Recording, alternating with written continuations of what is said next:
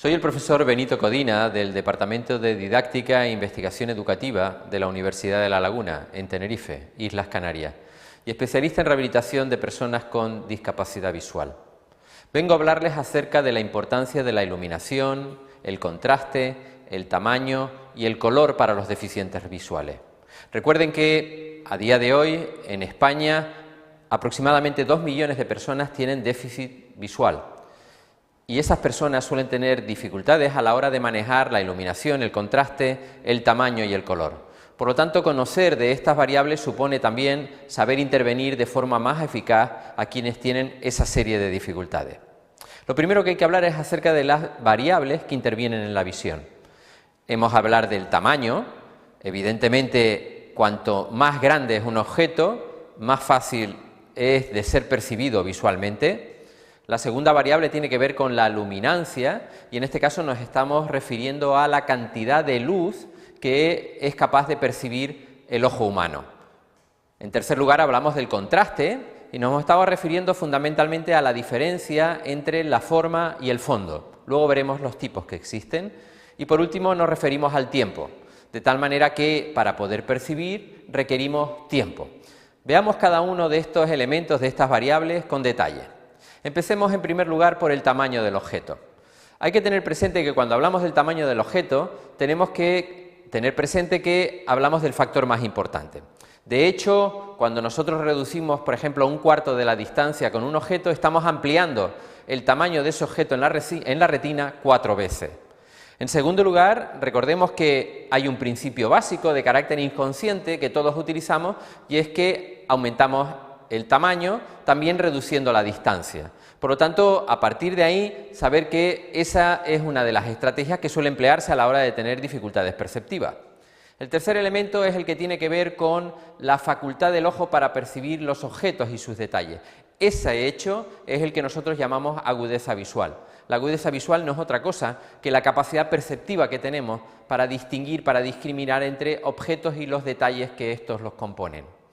Además del tamaño, estamos hablando de la luminancia. Bien, la luminancia, como antes apuntaba, es la cantidad de luz reflejada que nos llega al ojo.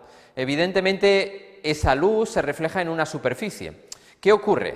Que la cantidad de luz depende fundamentalmente, en primer lugar, de la intensidad de luz emitida y, en segundo lugar, de la proporción de luz reflejada que llega a nuestro ojo.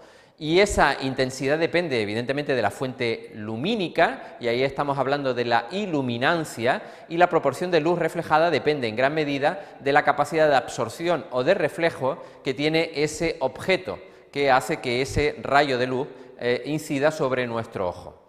Por lo tanto, hay que distinguir entre luminancia e iluminancia. La luminancia es la cantidad de luz reflejada sobre un objeto que percibimos y la iluminancia la cantidad de luz emitida. Hablemos ahora del contraste, de la tercera de las variables, el contraste de luminancia. Bien, cuando tenemos un contraste bajo, podemos encontrarnos con un objeto con la misma luminancia que el fondo. Quiere decir que cuando el fondo y la forma tienen una capacidad de absorción semejante, tenemos un contraste bajo. Por el contrario, nos podemos encontrar con un texto con alta legibilidad si el contraste entre el fondo y la forma disminuye. En esta imagen que estamos mostrando vemos la diferencia de contraste entre las letras de la izquierda y de nuestra derecha. Las de la derecha, como vemos, la forma se distingue claramente del fondo, mientras que en las de la izquierda la diferencia entre fondo y forma es muy reducida. Evidentemente, el color ayuda al contraste, por lo tanto, a mayor diferencia del color, más contraste. Aquí, por ejemplo, en este puzzle, vemos que las piezas del mismo están mucho más fácilmente discriminadas en aquellas que tienen una forma de color blanco sobre un fondo negro, que aquellas que tienen una forma de color blanco sobre un fondo semejante. Evidentemente, cuando hablamos de contraste, estamos refiriéndonos también a contrastes positivos y negativos. Los contrastes positivos son aquellos en los que el fondo contrasta mucho más que la forma, y los positivos en los que la forma es mucho más intensa que el fondo. Por ejemplo, una figura de color blanco sobre un fondo negro, estamos hablando de un contraste negativo, que tiene muchísimo más poder. Cuando hablamos de una forma de color negro sobre un fondo blanco, nos estamos refiriendo a un contraste positivo, que es el que ocurre, por ejemplo, cuando nosotros escribimos habitualmente.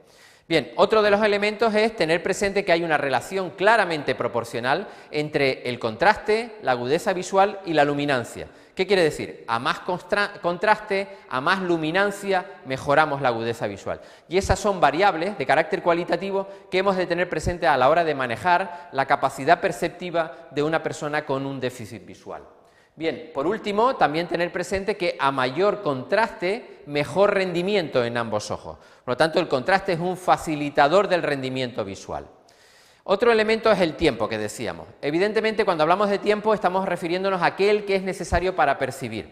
Una visión rápida, a primera vista, requiere siempre más luz. Por ejemplo, un partido de ping-pong requiere más luz que un partido de tenis, porque la visión, la capacidad perceptiva de la pelota y de los jugadores golpeando la misma es mucho más rápida que el de los tenistas golpeando una pelota de tenis. Y esa es una variable que hemos de tener presente. Cuando queramos hacer un vistazo rápido sobre un objetivo requeriremos más luz que cuando queramos hacer un vistazo global sobre un entorno. El color. Bien, a la hora de hablar del contraste del color tenemos que tener presente fundamentalmente una serie de elementos. En primer lugar, la longitud de onda reflejada por un objeto, que se mide en términos de nanómetros. Es importante saber que la longitud de onda va a repercutir sobre la capacidad de percepción de ese color. En segundo lugar, la iluminación que lo alcanza. Esa iluminación que alcanza el color puede ser o solar, o incandescente, o fluorescente. Evidentemente, en función del tipo de iluminación podemos tener más o menos contraste. La iluminación solar es idónea, pero produce en ocasiones serios problemas de adaptación. La incandescente tiene problemas a la hora de producir sombras y tiene un enorme potencial calorífico. Y la fluorescente, a día de hoy, con las novedades en este sentido, suele ser una mucho más eficaz, sobre todo para tareas de carácter global. También, evidentemente, influye la superficie que rodea ese color porque genera más o menos contraste. Por último, la adaptación. La capacidad adaptativa que tiene el observador, aquella persona que está mirando el color, va a influir sobre su percepción. Quiere eso decir, si tiene problemas o no para adaptarse a la cantidad de iluminación y de luminancia que procede de ese contraste del color. Sabemos que los colores se pueden clasificar fundamentalmente en primarios o denominados aditivos, que esencialmente son el verde, el rojo y el azul, y luego la combinación de los mismos, lo que nos da pie a lo que llamamos colores secundarios o sustractivos, y que generan o son producidos de la combinación de los anteriores, que puede ser, por ejemplo, el amarillo en la combinación de rojo y verde, el cian en combinación del azul y del verde, etcétera, etcétera. La combinación de los colores nos puede servir en un momento determinado para resolver los problemas de contraste y, por lo tanto, de rendimiento visual de las personas. Hablemos por último de la iluminación. Hay que tener presente que a más luz no vamos a tener más agudeza visual, porque podemos tener un efecto de deslumbramiento, por lo tanto la luz hay que graduarla. Eso supone un abordaje individual, quiere decir, en función de las características de la persona, de su capacidad perceptiva, habrá que tener presente cuánta luz necesita y, en segundo lugar, qué podemos hacer para poder filtrar esa luz. A menor luminancia, menor sensibilidad al contraste. Quiere eso decir que cuanta menos luz haya, evidentemente el contraste será menor. Pero ahora bien, no nos olvidemos del anterior. Un exceso de luz puede ser tan dañino como un defecto de la misma. Los tipos de iluminación, antes lo apuntábamos. Podemos tener la luz natural, que es variable en función de las horas del día y que repercute en la capacidad adaptativa. La luz artificial, que puede ser incandescente, fluorescente o global, que es la mezcla de luz natural y luz artificial. Por último, la adaptación a la luz y a la oscuridad. Sabemos que los conos y los bastones, que son elementos que se encuentran dentro del ojo, son los principales receptores de la luz. Los bastones tienen mayor sensibilidad a las bajas intensidades de iluminación y, por lo tanto, se emplean fundamentalmente en bajas condiciones o durante la noche. La pupila, de hecho, se adapta atendiendo a esa cantidad de luz. Es aquella que regula la luz que fluye sobre nuestra retina. Y por último están los conos, que son los encargados de la luz diurna. De ahí que podemos hablar de adaptación escotópica o fotópica. La escotópica es la encargada de reaccionar a la oscuridad. El tiempo de reacción medio suele estar entre 10 o 15 minutos de adaptación. Los responsables son los bastones y su déficit es lo que nosotros denominamos la ceguera nocturna. Gente que con altas condiciones de iluminación funciona bien, pero con baja iluminación tiene dificultades para llevar a cabo tareas de la vida diaria. La fotópica, por el contrario, es aquella que se realiza de día. Suele tener términos de duración de adaptación entre 2 y 6 minutos. Los responsables son los conos y el elemento negativo es el deslumbramiento, la capacidad de adaptación a esa alta iluminación ambiental. Por lo tanto, cuando hablamos de deslumbramiento nos estamos refiriendo a la incidencia de la alta intensidad luminosa que puede ser superior a lo que puede soportar nuestra capacidad adaptativa y depende del brillo, del tamaño, de la posición, del contraste y también del tiempo que estamos sometidos a esa alta iluminación.